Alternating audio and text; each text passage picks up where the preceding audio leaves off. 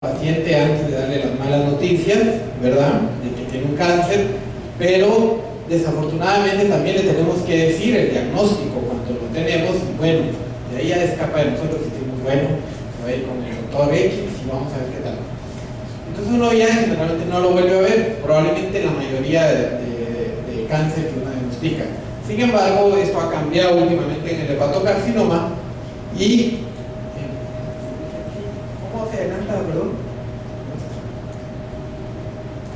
Bueno, y solo para hablar brevemente, este año se celebró a nivel mundial en la Asociación de Gastroenterología lo que fue el 29 de mayo, el día dedicado al cáncer de hígado, y entonces como parte de eso nosotros en la Asociación de Gastroenterología se abordó el tema, se distribuyeron trifoliares con todos los gastroenterólogos para que se le diera a los pacientes que llegan a consulta independientemente del cuadro por cual lleguen, y se planteó este estudio que es realizar 1000 ultrasonidos en pacientes de riesgo, que los vamos a seleccionar nosotros para ver la presencia o no del cáncer de hígado y ver cuál es la incidencia aquí en Guatemala. Como un estudio aproximado, y ya antes hablaron de que no hay mayores datos de incidencia, pero esto es lo que se estaba planteando en este momento en la asociación.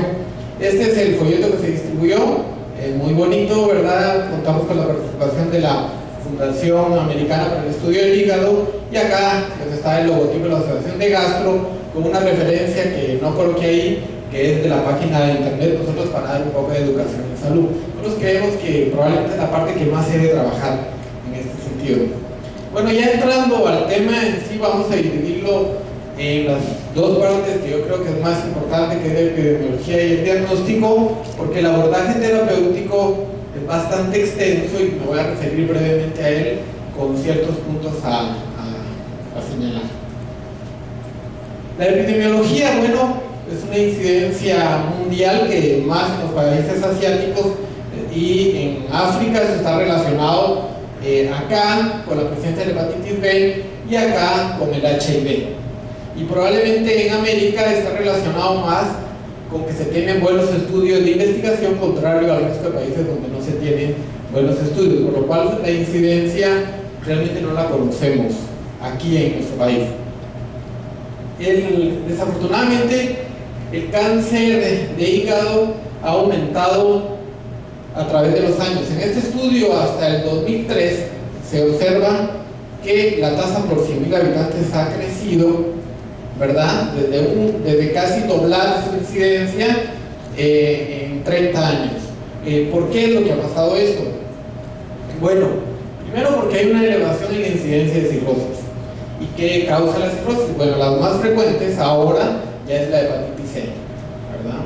Antes nosotros decíamos, bueno, este toma va a tener cirrosis, lógicamente, pero ahora está en segundo lugar el alcohol. Y la hepatitis B, más que por el hecho de que cause directamente el cáncer, es porque hay mucha incidencia de hepatitis B. Ese es el problema. Se calcula aproximadamente 400 millones de personas infectadas que no se van a curar, lógicamente, contra 170 millones de personas infectadas por hepatitis C.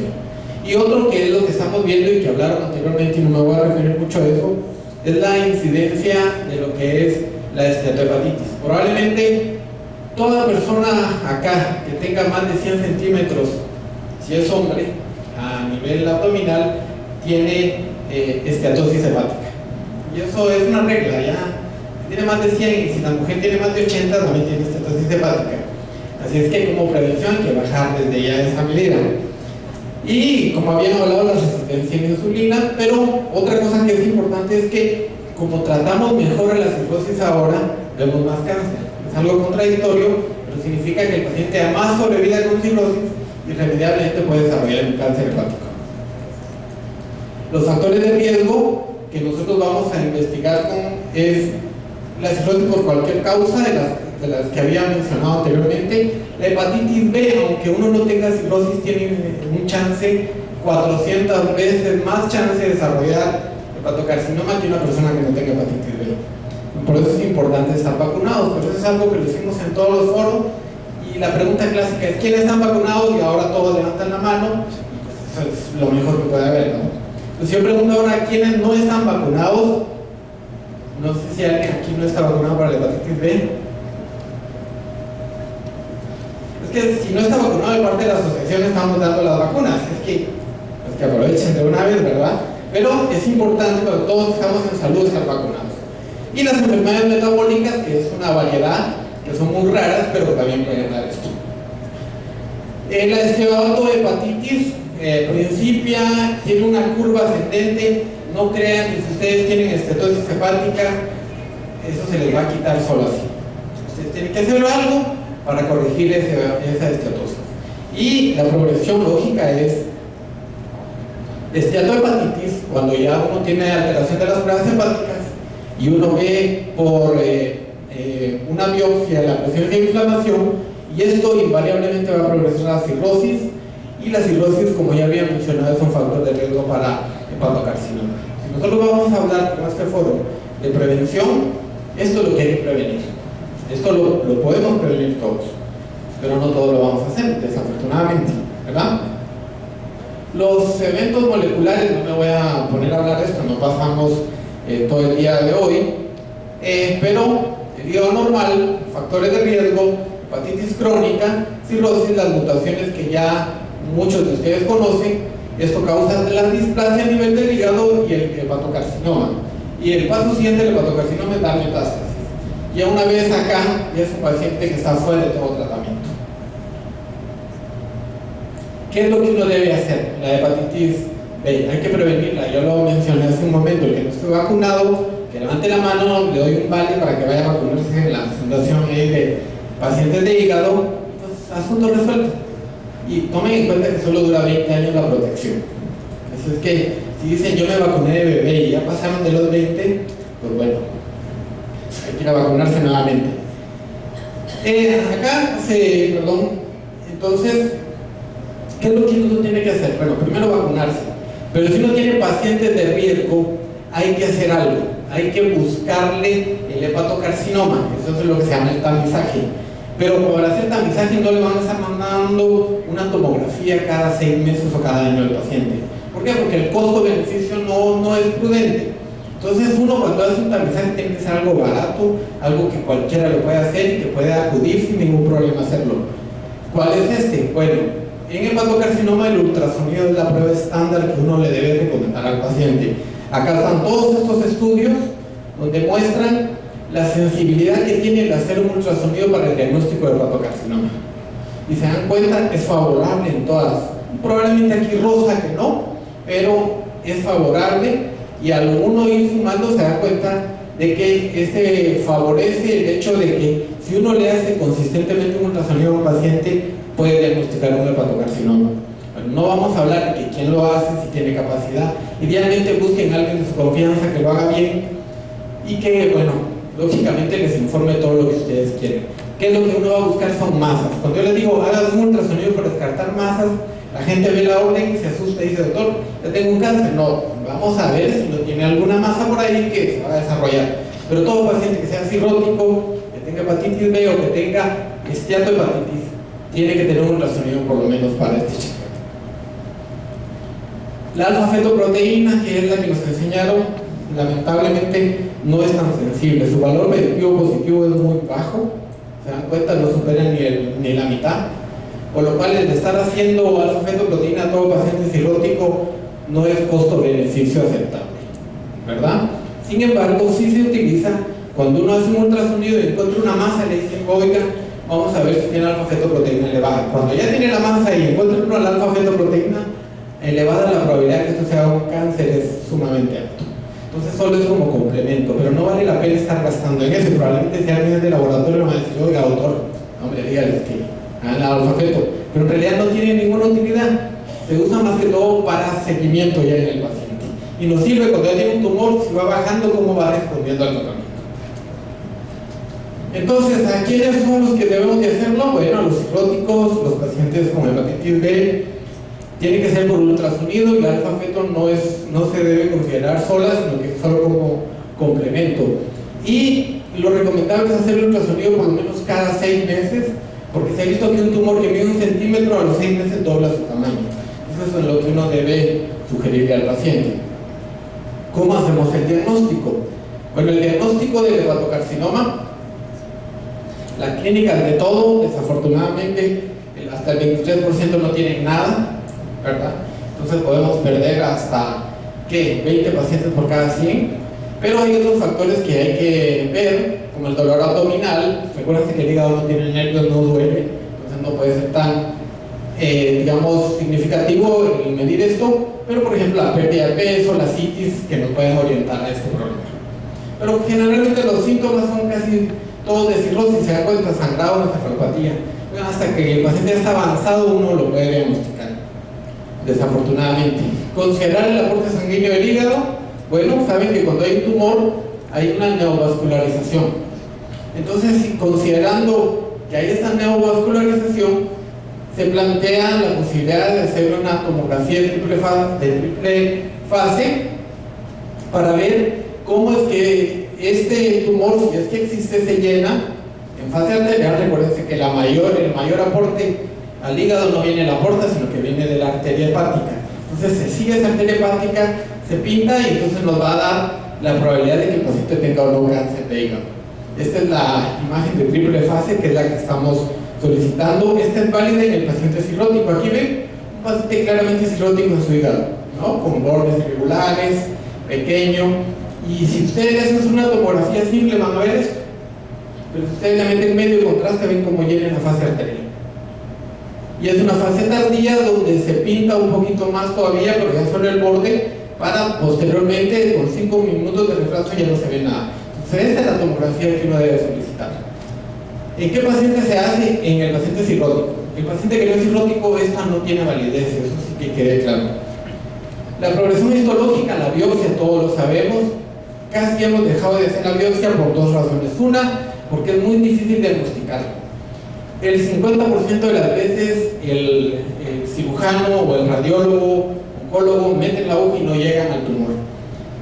O dicen, bueno, ya te saqué la muestra. La segunda es de que pueden diseminar el tumor. Ya tenemos pacientes de que le han diseminado el tumor a cavidad peritoneal, y se nos deja fuera el tratamiento. En este caso, por eso la biopsia ha perdido su valor, pero es importante en ciertos casos, que vamos a señalar rápidamente. Y este es el algoritmo cuando uno tiene un paciente cirrótico con una masa. Si da el nódulo, si no hay nódulo, lo siguen cada 6 meses. Si con una alfa-fetoproteína normal, si está alterada la alfa-fetoproteína, uno debe estar chequeando al paciente, ya sea con tomografía o ultrasonido. Pero si hay un nódulo, si es muy pequeñito, uno lo sigue con ultrasonido. Si este crece, hay que hacer probablemente una resonancia o una TAC trifásica. Es decir, la lesión ya es mayor de 2 centímetros, va directo acá. Cuando las lesiones son pequeñas, sin elevación de alfa-feto o levemente elevada, uno tiene que hacer obligadamente una punción con aguja fina. Entonces, solo en este caso justificaríamos probablemente la biopsia o una mucha duda que tengamos para un paciente. Entonces, digamos, resumiendo lo anterior, si hay prevención, si uno se vacuna puede prevenir, si uno baja la panza puede prevenir, si uno come menos puede prevenir, pero eso no es parte de mi charla. Ya el doctor dijo anteriormente muy bien sobre la obesidad. Es un factor de prevención del hepatocarcinoma. Y la esteatohepatitis, que es la moda, les aseguro que si todos se van a hacer ultrasonido ahorita, al 90% de la gente que tiene hígado graso. Pero puede ser porque el ultrasonografista no sabe diferenciar muchas veces el hígado graso de un ultrasonido normal, o simple sencillamente se lo clasifica mal. Entonces rápido uno lo mete en el susto, pero bueno, es mejor a veces dar un susto antes que dar un susto mayor después, ¿no? El tratamiento, lo que ha cambiado mucho en el hepatocarcinoma, aparte de su abordaje, es de que ya no solo es el oncólogo el que tiene que ser responsable del manejo, sino que tiene que ser una comunicación entre todas esas especialidades: el cirujano, el oncólogo, el radiólogo, el patólogo y el programa de patología o de gastroenterología, para terminar en esto, un programa de trasplante hepático.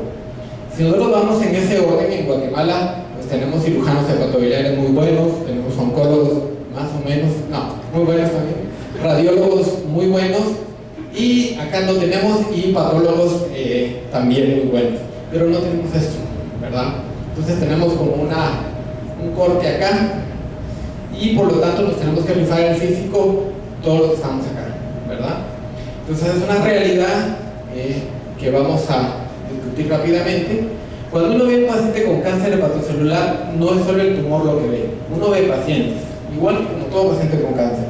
Sin embargo, aquí en el hígado el problema es que si es un hígado dañado va a estar funcionando mal. Entonces no es como ver un tumor en piel o en otro órgano que funcionalmente probablemente es muy poca su función en comparación al hígado. El hígado es el órgano que más trabaja en todo el cuerpo. Tiene alrededor de 5.000 funciones, por eso es de que no hay una prueba que a uno le diga, con esa prueba ya estás mal el hígado, no. Por eso saca uno 8 o 10 pruebas para poder diagnosticar si hay alguna alteración en el hígado. Entonces hay que considerar el tamaño del tumor, el número de lesiones, dónde está, si está invadiendo la aorta o no. Y segundo, la función hepática.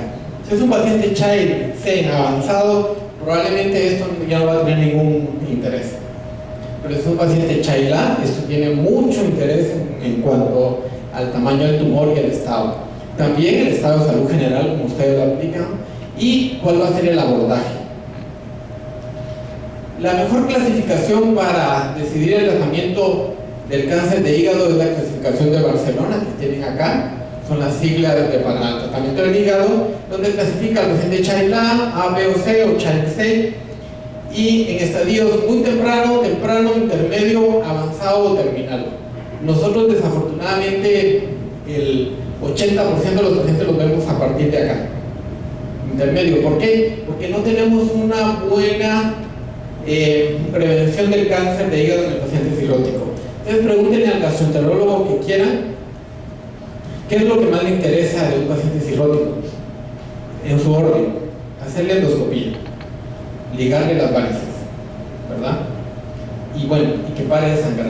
Todo lo demás es poco importante. Puede ser porque le paguen más por la endoscopía, o puede ser porque simple y sencillamente no sabemos incluido, prevenir el desarrollo del cáncer en un paciente con riesgo. Entonces probablemente es donde debemos de trabajar, ya lo estamos haciendo. Entonces, si un paciente es muy temprano, es una lesión pequeña, tiene la oportunidad de operarse. Entonces aquí es donde el cirujano hepatobiliar. También en esta fase puede entrar el trasplante de hígado. Entonces nosotros aquí en Guatemala estamos, acá tendríamos que tener el 90%, no lo tenemos. No tenemos trasplante aún, y luego vienen las variedades de abordaje como es la alcoholización o la quimioembolización, para terminar en lo que ya le llamamos el paciente ya paliativo, que es solo el tratamiento sintomático y el tratamiento con sorafenib. Entonces ya acá pongo la clasificación de Barcelona, está en inglés, pero para fines prácticos es lo mismo, donde la posibilidad de curación, si se dan cuenta aquí, es del 50 al 75% a los 5 años, que es lo que uno espera. Solo está casi limitada a la cirugía, una hepatectomía o al trasplante de hígado. Entonces, si nosotros nos dedicamos a esta parte, estamos mal, porque deberíamos dedicarnos acá. Primero, diagnosticar temprano, y segundo, hacer esto. ¿Cuál es la terapia quirúrgica? Como les mencionaba, la resección, esta casi se limita a pacientes Child A, casi B, y tumores menores de 3 centímetros. Un colega cirujano nos dice: yo he operado más de 110 pacientes en los últimos 2 años. Digo: ¿cuántos tenés vivos? 10. Digo: bueno, entonces se te están muriendo el 90%. Sí, pero porque los agarro muy tarde, los agarro con Child adelantado. Pero si nosotros estuviéramos acá con el trasplante hepático, probablemente esos 110 que el colega operaba acá, tendríamos un 50-75% de sobrevida. Bueno, tendríamos, no lo tenemos. En el trasplante hepático están los criterios de Milán, que son los que se deben de aplicar. No es nada del otro mundo, los criterios de Milán solo se aplican para estos pacientes: tumor único no mayor de 5 centímetros, con buena función, o hasta 3 tumores, pero que ninguno sobrepase los 3 centímetros. Este es el paciente ideal para trasplante de hígado, ¿verdad? Hay unos criterios expandidos que son en otro, de San Francisco, cosas así, que se usan para tumores un poco más grandes y han visto una buena sobrevida.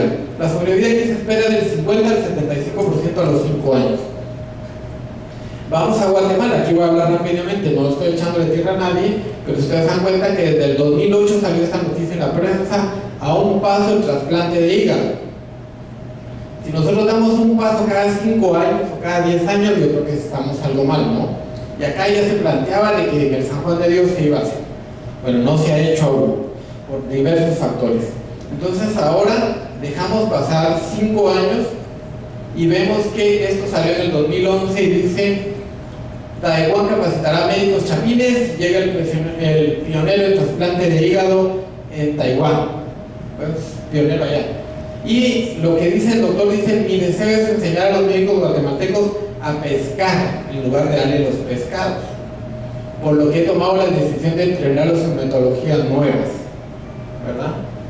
Bueno, ya nos están dando los pescados, lo único que no tenemos red donde tenerlos. Entonces, si esto viene del 2008 al 2011 actualmente, yo no sé por qué aquí hay cirujanos y muchos son amigos míos, pero me parece que aquí o nos peleamos todos contra todos o realmente no sabemos qué hacer. Pero los colegas que vinieron con las buenas intenciones como que tuvieron cierto rechazo y ahora ellos los rechazan a uno. O sea, es como tener una novia que uno no lo quiere, ¿verdad? Uno quiere estar con ella pero no lo quiere. Entonces así está la situación del trasplante actualmente en Guatemala. Hay muchos colegas ya formados, desafortunadamente solo en el área quirúrgica, no tenemos todavía en el área prequirúrgica o postquirúrgica con anestesiólogos, pero hasta ahí estamos. Pero como no es una charla de trasplante, no voy a extender más en eso. Y bueno, vamos a ver si entre unos 5 años hacemos nuevamente la charla, podemos hablar de que dimos el siguiente paso, ¿verdad? La clasificación de Barcelona, volviendo a la clasificación de Barcelona, vamos a la segunda etapa, que es después del trasplante ya viene lo que es la quimioembolización o las inyecciones locales de alcohol o radioterapia. La inyección con etanol es esta. Uno lo que hace es agarra 10 o 20 cc de alcohol, localiza con el ultrasonido, mete una aguja e inyecta el alcohol, se pone blanco y eso queda ahí. El riesgo es que no se le salga el alcohol de esa parte y duele bastante. El paciente tiene que hay que estarle haciendo una inyección cada semana durante 4 semanas, ¿verdad? El riesgo es que duela mucho, se infecte o que el paciente pueda tener alguna complicación con la inyección. No le estamos haciendo acá, se usa alcohol del 70 al 90%. La ablación con radiofrecuencia es poner esta agujita que llega al tumor y lo quema. Esta sale como en forma de sombrilla, ¿verdad? Y se aplica y entonces quema, si se dan cuenta, todo alrededor. El riesgo es que puede quemar más arriba, puede perforar al paciente, digamos, hacia una víscera hueca, y ese es su riesgo. Esta es la radiofrecuencia. Aquí se ve el paciente cómo pintaba el tumor y después de la radiofrecuencia cómo deja de pintar. Se está haciendo aquí con relativo éxito, pero no es una cosa consistente. Como en el trasplante, si uno trasplanta menos de 10 pacientes al año no es importante. Si uno trasplanta un paciente al año, a nadie le importa, solo al paciente que trasplantaron. Igual esto, si uno hace 1 o 2 al año, a nadie le importa. Lo importante es hacerlo constantemente, pero no lo hacemos aquí. La quimioembolización es algo que se está dando ahora. Se llega a la arteria y se localiza bien ella, se inyecta la quimioterapia y se pone algo que embolice como el pipiodol y se dan cuenta cómo disminuye el flujo arterial del tumor. Esto es, digamos, lo segundo que se está haciendo. También en Guatemala ya hay algunos casos, con microesferas no sé, con quimioterapia lo han probado, y el primer caso fue: ¿vos poner la quimio? No, yo lo pongo. No, poné la voz. Dice, bueno, ¿quién la va a poner? El radiólogo que lo está haciendo o el oncólogo. Yo quiero el oncólogo que la venga a poner. Entonces, pero ya lo estamos haciendo, entonces estamos empezando y eso es importante. Creo que es lo más importante de todo. Los resultados ustedes ven antes de y después de cómo disminuye. Pero si se dan cuenta y ponen un poco de ociosidad, aquí estaba muy bien, aquí ya tiene citis el paciente, entonces como que se medio los complicó, ¿no? Pero bueno, es importante que se está haciendo y ya los colegas se están animando y eso es lo mejor. Y el estadio final, que es donde el paciente ya está con un estado muy avanzado, probablemente Child C, ya tiene invasión, esto lo conocen ustedes mejores que yo. Está el sorafenib y el tratamiento sintomático. La sobrevida a menos de 3 meses es del 20% y la sobrevida a 3 años es entre el 10 y el 40%. Las terapias sistémicas, no existen regímenes efectivos de quimioterapia. Su tasa de respuesta es del 10 al 15% muy bajo. El tamoxifen, que antes era tan promocionado, no sirve. Los antiandrógenos tampoco, y el interferón tampoco sirve. Así que eso no vamos a hablar. Hablamos del medicamento, el sorafenib, rápidamente. el Nexavar o sorafenib, y versus el placebo ustedes se dan la sobrevida que varía de 3 meses frente a esto. Casos puntuales, ustedes saben que uno siempre habla de lo que le va bien, no de lo que le va mal. Este es un paciente con un ataque trifásica que tenía un tumor, aquí lo ven, pero se dan cuenta que tiene mucha citis. Y este paciente se inició a finales del 2011 y este es su TAC actual, 2013. Está el tumor todavía en las mismas características, no ha aumentado el tamaño, con ciertas calcificaciones donde ya el efecto del medicamento que es antiangiogénico, es decir, disminuye el flujo arterial, produce que eso estabilice. Bueno, dirán ustedes, un caso sí, un caso, y estos son sus laboratorios, como estaba al principio, dan cuenta, plaquetas bajísimas, aquí ya mejoró, el antígeno carcinoembrionario y la fetoproteína estaba muy normal en este paciente, pero hace, lo cual nos hace pensar que también que era un tumor que venía del colon. Y estas son sus pruebas, es decir, que ha mejorado consistentemente. Eso es un caso únicamente y los estudios que habíamos planteado anteriormente. En este resumen ya se muestra qué es lo que has hecho hasta el 99 con 2.963 pacientes. Potencialmente curativos solo el 13%, esta probablemente la estadística actual de nuestro país. Potencialmente quirúrgicos solo serán no más del 15%. Los demás a ellos le dieron cirugía, ablación local o trasplante, que enfocaba este 13%. El resto no se le dio ninguna terapia. Esto es lamentable, es lo que tenemos con el cáncer de hígado, es decir, es un cáncer que nos está ganando, nos sigue ganando la partida, que mientras no tengamos mayores abordajes, lo mejor que podemos hacer es prevenir. Y si no tiene cirrosis, eso ya es otra historia, no hay diseminación, no hay invasión de estructuras portales, el paciente debe ir a cirugía cuando no tiene cirrosis. Esto podemos ver en un paciente con hepatitis B joven, sería el mejor caso, pero si hay diseminación, lo que se ha planteado es el uso del sorafenib como tratamiento alternativo o algunas de las abordajes que planteamos anteriormente, ¿verdad? Esto básicamente es el paciente sin cirrosis. Entonces, bueno, esto es lo que teníamos del hepatocarcinoma. No sé si alguien tiene alguna pregunta. Doctor Gatica, el sábado en el Colegio de Médicos